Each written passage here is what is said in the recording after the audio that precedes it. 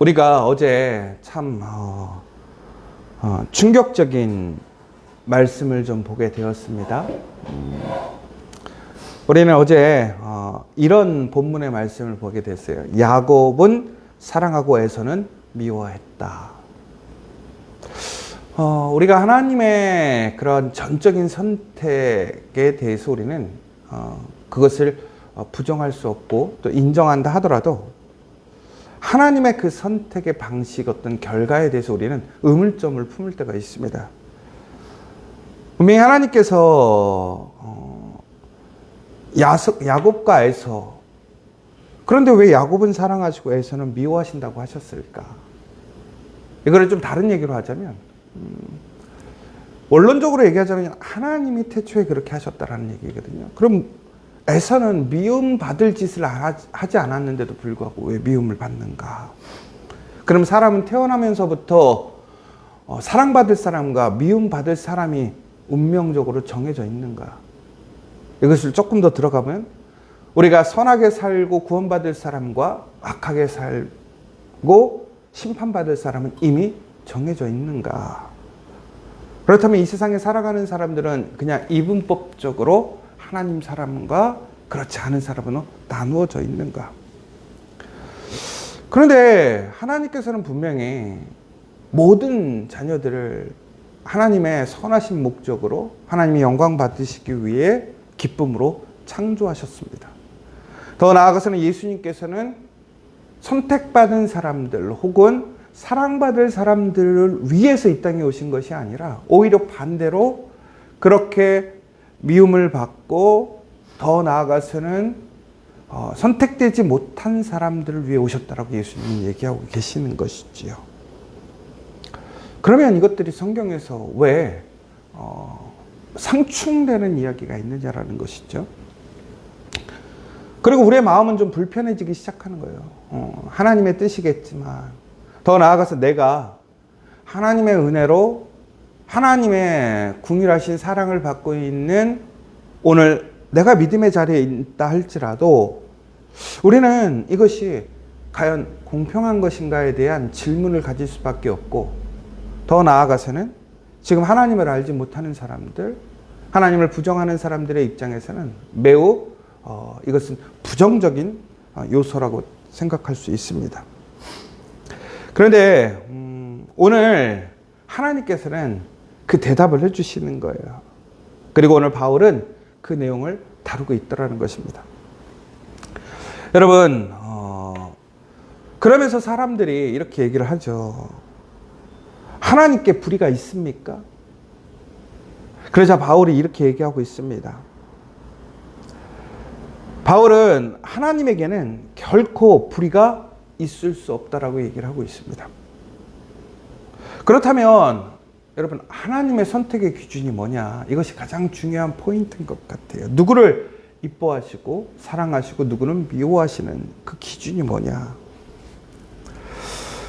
우리가 오늘 15절에 보면 15절에서는 출애굽기의 말씀을 인용하고 있습니다. 뭐라고 되어 있냐면 내가 궁휼히 여길 자를 궁휼히 여기고 불쌍히 여길 자를 불쌍히 여기리라. 이 궁휼이라는 단어가요, 우리 헬라어로는 엘레오스라고 얘기를 하고 있습니다. 근데 이것은 단순히 그냥 감정적인 동정심을 이야기하는 것이 아니라는 것입니다. 이것은 하나님의 주권적인 의미에서 능동적인 사랑을 이야기하고 있다라고 얘기하고 있습니다. 그래서 16절에서는 이렇게 결론을 내고 있는데요. 그런즉 원하는 자로 말미암도 아니요 다른 박질하는 자로 말미암음도 아니요 오직 궁일이 여기시는 하나님으로 말미암이니라. 그러니까 우리가 하나님이 왜 누구는 사랑하시고 누구는 미워하시는가에 대한 그런 어떤 결정의 기준이 뭔가를 우선 이야기에 앞서서 우리가 오해하고 있는 부분이 하나 있단 말이에요. 그게 뭐냐면 구원이라는 것은 우리가 간절히 원한다고 해서 우리에게 주어지는 것도 아니고 우리가 열심히 노력한다고 해서 쟁취할 수 있는 것도 아니라는 것입니다. 결국 무슨 얘기냐? 구원은 처음부터 끝까지 하나님의 긍휼하심, 그 사랑을 통해서 시작되고 완성되는 것이라는 것을 오늘 말씀해 주고 있어요. 그래서 이 구원이라는 것은 전적으로 주권적인 하나님의 선물이다. 이렇게 바울은 얘기하고 있는 것이지요. 그러므로 우리는 그 하나님의 그 주권적인 공일하심과 사랑을 어떻게 해야 돼요? 겸손하게 받아들이는 것이 우리의 첫 번째 요소라는 것입니다. 그러니까 내가 오늘 구원받았다. 그러니까 오늘 누구가 구원받고 누가 구원받지 못하는 것에 대한 그 부분을 다루기에 앞서서 오늘 먼저 내가 하나님의 은혜 안에 있는 믿음의 자녀로 내가 믿음의 삶을 살아가고 있다고 하는 것은 철저하게 하나님의 그 긍휼의 대상 선택을 받았다라는 것이고, 여러분 다시 얘기하자면 오늘 내가 세상 속에서 소외되고 건강치 못하고 혹은 나의 삶이 불안정하고 어렵고 환난과 핍박, 고난이 있을지라도 나의 삶이 철저히 홀로 외로움을 당하고 있을지라도 여러분들은 하나님의 전적인 긍휼의 그 사랑의 선택을 받은 사람이라는 거예요. 여러분 이것이 얼마나 놀라운 일입니까? 어찌 보면 불공평하고 불의하고 이해하지 못하는 하나님의 선택이에요. 야, 선택된 사람들에게는 왜 그런 선택이 주어지는지 도저히 이해할 수 없는 거예요. 그럼 우리가 누군가 태어날 때부터 많은 특권과 혹은 많은 것을 부여받은 사람들이 있어요. 참 부럽고 안타깝고 그러면서 가끔씩은 왜 나는 이렇게 살아야 하는가에 대해 반문을 하잖아요. 그런데 여러분, 오늘 여러분은 그러한 사람이 아니라 선택받은 사람이라는 거예요. 하나님의 긍휼의 은혜, 그 사랑에 있는 사람이라는 거예요. 먼저 여러분 그것에 대해서 우리는 감사할 수 있어야 돼요. 여러분, 그런데 오늘 보면 하나님께서는 바로의 이야기를 하고 계세요. 그런데 바로가 뭐라고 되어 있냐면 내가 이 일을 위하여 너를 세웠으니 곧 너로 말미암아 내 능력을 보이고 내 이름이 온 땅에 전파되게 하려 함이라. 그런데 18절을 보세요. 뭐라고 되어 있냐면 그런즉 하나님께서 하고자 하시는 자를 긍휼히 여기시고 하고자 하시는 자를 완악하게 하시느니라. 그러니까 하나님께서 사랑할 자와 미워할 자, 그리고 하나님께서 완악하게 할 자와 하나님께 순종할 자를 어떻게 하신다고요? 하나님이 결정하시더라는 거예요. 여러분, 다행히 내가 지금 하나님의 은혜에 있어서 너무나 다행이다. 다행이다. 그런데 만약에 여러분, 내 사랑하는 가족들, 내 자녀들, 나의 친구들이 지금 하나님을 인정하지 않고 부정하고 완악한 마음에 있다고 생각해 보세요. 그러면 그들은 구원받을 수 없는 것입니까? 이미 끝나버린 게임일까요? 그런데 여기서 우리가 오해하지 않아야 할 부분이 있더라는 거예요. 하나님이 태초에 인간을 태어날 때 너는 완악한 자의 역할을 해. 너는 선한 역할을 해야 돼. 우리가 이것을 흔히 얘기해서 배역론이라고 얘기하는데요. 우리가 이 세상에 태어났을 때 그 배역에 역할이 주어져 있다는 거예요. 그래서 어떤 자유주의 신학자들은 완악하면 살지라도 그것에 충성되게 살아가면 그것이 하나님께 순종함으로 그에게 구원이 주어질 수 있다라는 이야기도 해요. 근데 그것은 잘못된 것이죠. 왜 그러냐면 시작부터가 잘못된 거예요.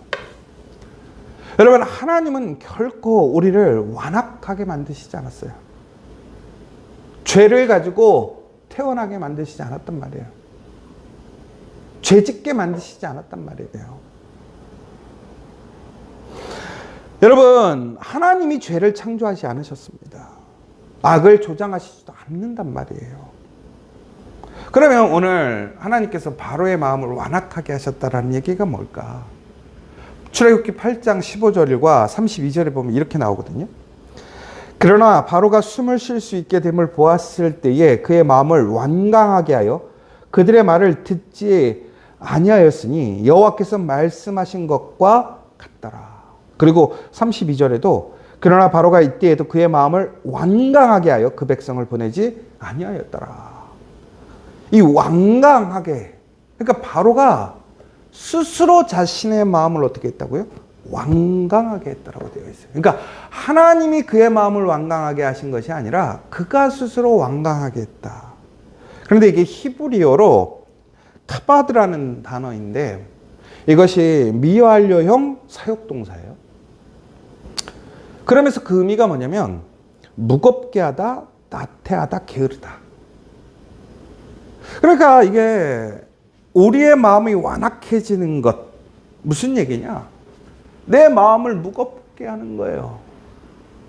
하나님의 말씀으로 움직이지 않게 내 마음에 그 강팍함이 불의와 죄를 붙들고 어떻게 하는 거예요? 움직이게 하지 않는 거예요. 그러니까 나를 누가 끌어가는 거예요? 죄가 끌어가는 거예요. 그리고 나태하고 게으른 거예요. 왜? 이것을 옮기려고 하면 어떻게 되는 거예요? 힘들고 어려운 거예요. 그런데 이게 뭐예요? 미완료이란 말이에요. 그러면 이 상태가 어떻게 된 거예요? 계속 지속되고 있는 거예요. 누가? 바로가. 그러면 여러분 내 마음을 무겁게 하고 있는 것, 완악하게 하고 있는 것은 누구냐라는 거예요. 바로였다라는 거예요. 나라는 거예요. 어떤 그 헬스를 열심히 하시는 할아버지가 어떤 영상에 나왔었어요. 이런 얘기를 하셨어요. 오늘 우리가 헬스를 하게 되면 상당한 고통이 따르거든요. 그 무게를 들어야 하기 때문에 상당한 힘이 들어가고 불편함이 생기고 어려움이 생겨요. 사람들은 그래서 운동을 안 하려고 그래요. 힘드니까. 그런데 그 할아버지가 그랬단 말이에요. 그대로 있으라고. 그러면 어떻게 되느냐? 여러분 80세에 가서 걷지 못할 거라고. 80세에 가서 누워 있을 거라고. 80세에 가서 건강한 삶을 살지 못할 것이라고. 그런데 오늘 여러분의 그 고통, 자극을 수용하고 오늘 움직인다면, 결국 무슨 운동한다면 어떻게 되느냐? 당신은 80세에 걸어 다닐 수 있을 거라는 거예요. 누워 있는 것이 아니라 활발한 삶을 살아갈 수 있을 것이라는 거예요. 저는 그것을 보면서 그 생각이 들었어요. 여러분, 우리 안에 있는 무거운 죄, 그 완악함들을 움직이는 일은 결코 쉬운 일이 아니에요. 고통이 따르고 그 무게를 옮기는 우리의 자극이 생기고 어려움이 생기겠지요.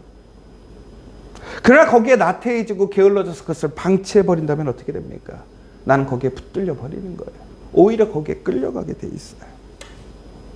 그러면 우리가 해야 할 일은 뭐냐? 하나님께서 우리에게 주신 그 복음의 소식을 통해서 그 예수를 통해 우리는 어떻게 나아가야 한다라는 거예요. 성령을 붙들고 성령을 향해 나아가야 한다라는 거예요.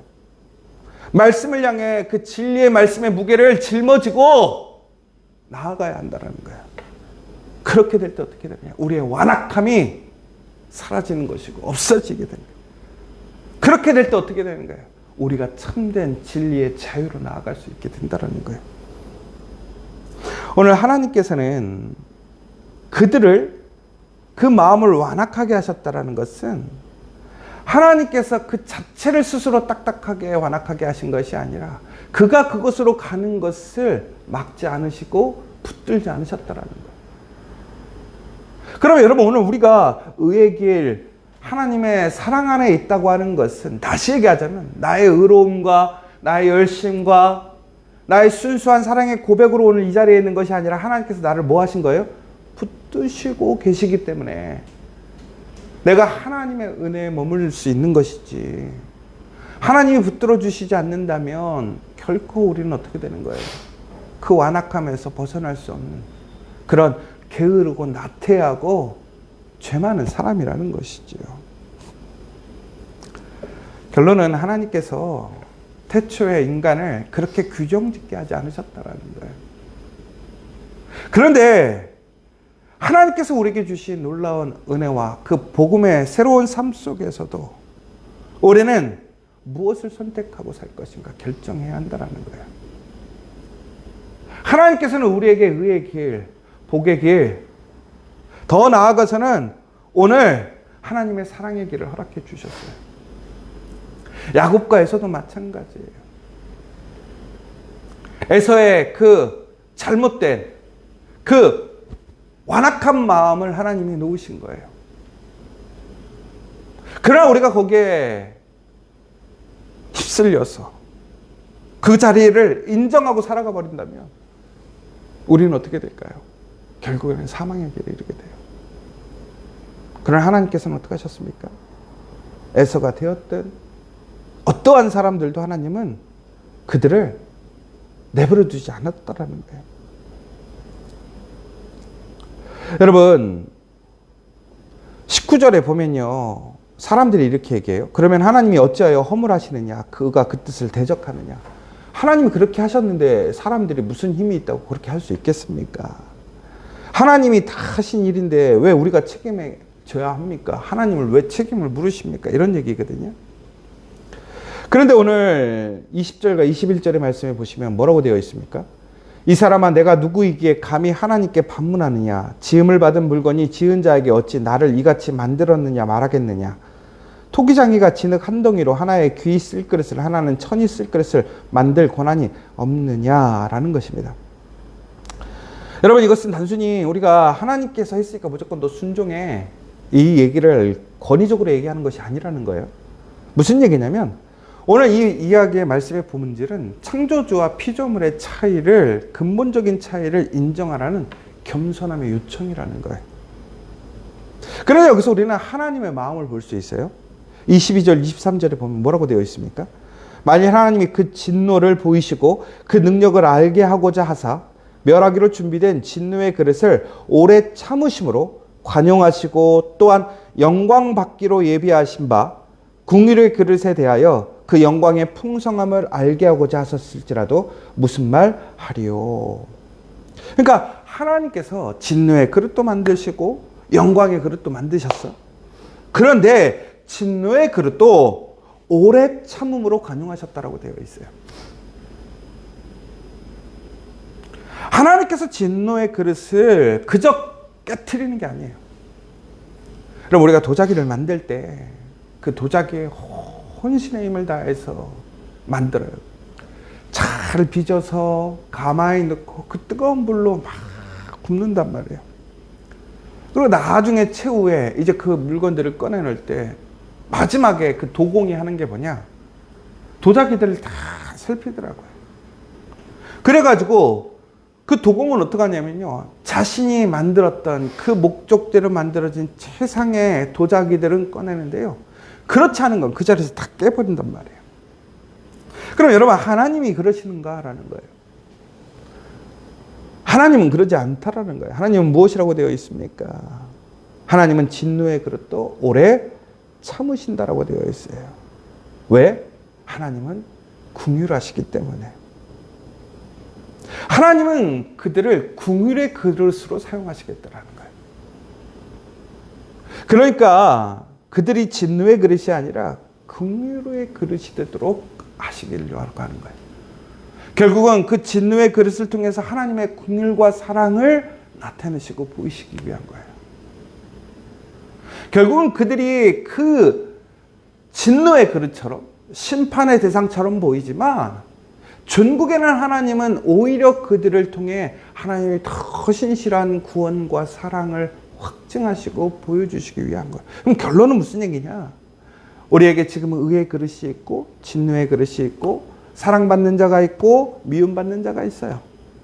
그러나 결론은 뭐냐? 하나님은 모두가 다 하나님의 사랑과 은혜와 긍휼하심에 참여케 하시기를 원하시고 결정하셨다라는 거예요. 그리고 불의하고 진노의 대상이고 마음을 완강히 하는 자들 또한 하나님은 어떻게 하시겠다라는 거예요. 오래 참으심으로 그들을 어떻게 하시겠다라는 거예요. 구원의 길로 이끄시길 원하신다라는 거예요. 그리고 하나님의 긍휼과 사랑을 그들을 통해서 더욱더 나타내고 확증하시길 원했다라는 거예요. 사랑하는 여러분, 오늘 우리에게 지금 내가 사랑받고 있다라는 것으로 끝난 것이 아니고, 내가 오늘 진노의 그릇으로 내가 그 완강한 마음으로 하나님 앞에 불의한 자로 서 있다고 해서 끝난 것이 아니라는 거예요. 오늘 끝난 것이 아니라 오늘이 시작이라는 사실이에요. 이 사실을 기억하시고, 오늘 내가 하나님의 의의 그릇으로 선택받은 자라면, 여러분 오늘 이 시간 겸손하십시오. 그리고 더욱더 감사하시고 거룩한 책임을 감당하여야 돼요. 그러나 내가 의의 그릇이 아닌 진노의 그릇, 내 주변에 그러한 자들이 있다면 하나님께서 그것을 통해서, 그들을 통해서 이루실 하나님의 성실하심과 신실하심과 그 긍휼하심이 이루어지기를 소망하고, 우리가 책임져야 될 그 거룩한 사명과 책임을 그들에게 알리고 그들이 하나님의 은혜로 올 수 있도록 감당해야 하는 것이 우리의 책임이라는 것이에요. 여러분, 오늘 이 시간 그 하나님의 손길은 우리를 변화시킬 수 있습니다. 하나님은 오늘 우리를 깨트리는 것이 목적이 아니라, 하나님은 우리의 부족함과 잘못됨마저도 하나님의 손길을 통해서 그것이 최고의 명품이 되고 명작이 되게 하시겠다라는 거예요. 여러분, 우리나라에 가장 값비싼 항아리 중에 하나, 도자기 중에 하나가 있어요. 그게 뭐냐면 달 항아리라는 거예요. 여러분 혹시 달 항아리 보신 적 있어요? 저도 능력만 되면 누가 저도 달 항아리 하나 샀으면 좋겠어요. 그래서 요즘에는 요즘에 그러한 어떤 기술과 방법으로 달 항아리를 만드는데, 달 항아리의 가장 큰 백미는 엄청 큰 항아리예요. 박물관에 가보면, 우리가 여기 용산에 여러분 꼭 한번 가서 보세요. 이 달 항아리가 왜 좋으냐? 우리가 기본적으로 항아리 그러면 이게 빛깔도 빛나고 모양도 온전해야 되는데, 이 달 항아리의 특징은 뭐냐면 빛깔이 은은해요. 그리고 가장 큰 특징은 뭐냐? 이것이 아름답게 정교하게 대칭되지 않더라는 거예요. 왜 그런지 아십니까? 달 항아리가요, 큰 항아리를 만들려면 어떻게 만들어야 되냐면, 달 항아리의 반을 만들고 반을 만들어서 나중에 어떻게 하느냐, 이렇게 위로 올리는 거예요. 아무리 정교하게 만들어도 이것을 올리면 어떻게 될까요? 항아리가 결국에는 밸런스가 틀어지게 돼 있다라는 거예요. 그런데 백미는 거기에서 나와요. 거기에서 너무나 놀랍게도 자연스럽지만 신비함을 느끼고, 그러면서도 그 완전한 태를 이루는 놀라운 의미를 그 항아리에서 볼 수 있게 되는 거예요. 여러분, 우리가 틀어지고 어떤 세상의 그냥 기준으로 보았을 때는 그것이 불량품처럼 보일 수 있지만, 하나님을 통해 사용되어지고 만들어지면 틀어지고 혹은 균형감을 잃고 기준에 부합하지 않아도 오히려 그것이 더 큰 예술품이 되는 거예요. 그것이 바로 대가의 손이에요. 그런데 그 균형미와 그 밸런스를 잃어버렸던 것이 무조건 엉클어지면 되느냐? 그렇지 않아요. 거기에는 또한 놀랍게도 그 안에 분명한 규칙이 있고 밸런스가 있더라고요. 그것은 오직 누구만 만들 수 있느냐?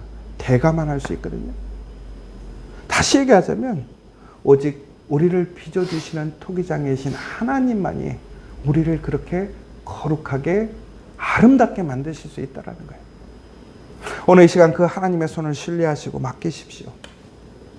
그리고 오늘 내가 그 안에 있다면 감사하시고 기뻐하시고, 나의 거룩한 사명, 본분이 무엇인지를 알고, 내가 특별해서, 내가 대단해서가 아니라 하나님의 그 손길의 은혜 안에 있음을 감사하고, 나의 본분, 사명, 부르심의 목적이 무엇인지를 깨닫는 오늘 되어주길 원하고, 더 나아가 내가 틀어지고 지금은 왕당해서 하나님의 진노의 그릇처럼 깨어질 그릇인 것 같지만, 하나님의 손에 붙들리면 내가 최고의 명품이 되고 최고의 명작이 되고 가장 아름다운 존귀한 사람이 될 수 있음을 기억하십시오. 그 은혜가 오늘 예수님을 통해 우리에게 주어졌습니다. 우리의 가족, 나의 사랑하는 이웃, 우리의 지체들을 통해 지어졌단 말이에요. 그런데 우리는 어떻습니까?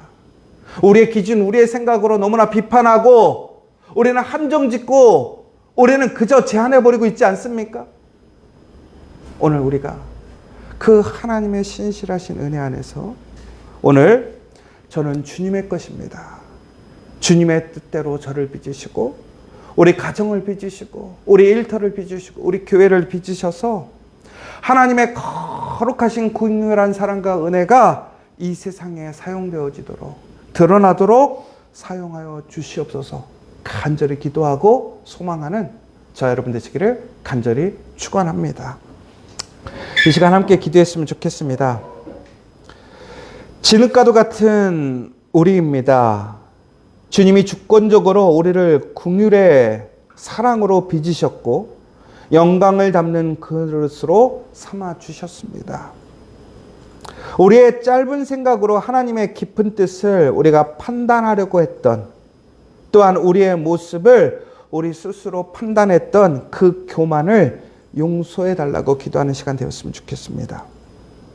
이제 우리 모든 상황 속에서 하나님의 선하심과 주권을 신뢰하고 겸손과 감사 그리고 거룩한 순종으로 살아가는 우리가 되게 해달라고 이 시간 함께 기도했으면 좋겠고, 우리의 삶을 통해서 더 나아가 아직 은혜 밖에 있는 사람들, 나의 사랑하는 지체들, 우리 가족들을 통해서 하나님의 긍휼과 영광이 이 땅에 온전히 드러나고 하나님의 그 은혜로 그 삶이 바뀌고 새로운 삶의 영광의 삶을 살아갈 수 있게 해달라고 이 시간 간절히 기도하는 시간 되었으면 좋겠고, 특별히 우리 지체들 가운데 병으로 또 우리의 여러 가지 어려움으로, 경제적인 어려움, 관계적인 어려움, 또한 여러 가지 시험과 문제 앞에서 흔들리고 또한 우리의 마음이 완악해지는 사람들도 있습니다.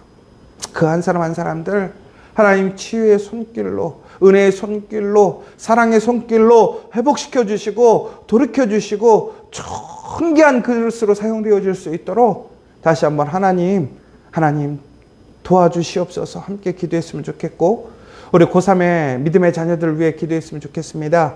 다시 한번 끝까지 최선을 다하고 좋은 열매, 좋은 결과 얻을 수 있도록, 또한 그 마지막까지 포기하지 않고 또 어떠한 결과라도 하나님의 선하심을 인정하며 믿으며 나아갈 수 있는 담대한 믿음의 자녀들, 또한 다음 세대 우리의 믿음의 자녀들이 이 땅에서 거룩히 구별되어지는 존귀한 하나님의 그릇이 될 수 있도록 하나님의 손길로 빚어지는 우리의 자녀들이 될 수 있도록 기도해 주시고, 우리 시저처치가 정말로 하나님의 영광을 드러내고 하나님의 그 선하신 계획대로 사용되어지는 우리 시저처치가 될 수 있도록 하나님 결정하여 주시고, 또한 그 뜻에 순종으로 기쁨으로 나아가고 겸손히 하나님의 영광을 나타내는 우리 시저처치가 될 수 있도록 이 시간 함께 기도해 주시면 좋겠습니다. 우리 주기도문으로 마치도록 하겠습니다. 하늘에 계신 우리 아버지, 아버지의 이름을 거룩하게 하시며 아버지의 나라가 오게 하시며 아버지의 뜻이 하늘에서와 같이 땅에서도 이루어지게 하소서. 오늘 우리에게 일용할 양식을 주시고 우리가 우리에게 잘못한 사람을 용서해 준 것 같이 우리 죄를 용서하여 주시고 우리를 시험에 빠지지 않게 하시고 악에서 구하소서. 나라와 권능과 영광이 영원히 아버지의 것입니다. 아멘.